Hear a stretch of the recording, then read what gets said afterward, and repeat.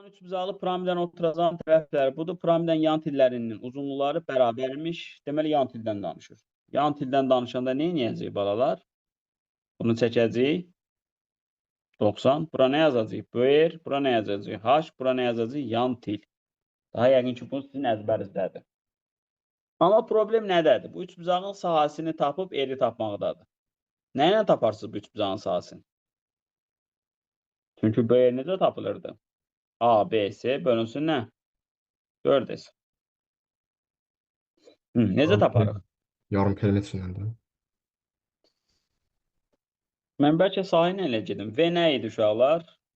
3/1 S oturacaq. Vurulsun H idi. Bu 340 imiş. Bu ədədləri yenə deyirəm də niyə verirsək? Buradan SH nəyə bərabər olur ki?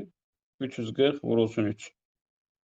Onsuz da sahəni tapmağa məcburuq tapaq. Yarım perimetr nə idi? 15, 16, 17 bölü 2. Nə qədər eləyir balalar bunlar? 31, 48 bölü 2, 24. S bərabərdir kök altda P vur, P minus A. 16-nı buradan çıxanda nə qalar? 18. 17-ni çıxanda nə qalar? 7. 15-i çıxanda nə qalar? 9. 8 Elə? ilə 8. Harada 18. 8? 18 yox 8. Nə, 16 çıxırıq. Belə mi qalır? İndi kökü alındı. Kök alın, tapın. Ondan sonra da nə edəcəksiniz? Buradakı alfanı istəyir. Bu alfanın da eri də tapdınız. Erdə nə idi? ABC bölü 4S. Mesela oradan alfa ilə yəqin ki tez görünəcək, amma tez görünməsə tangesini tapın. Qarşıdakı katetin nəyə nisbəti?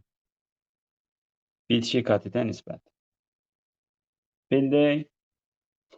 V-miz də var. V də nə idi? 3/1. S oturacaq bura H. Bu da 340 imiş.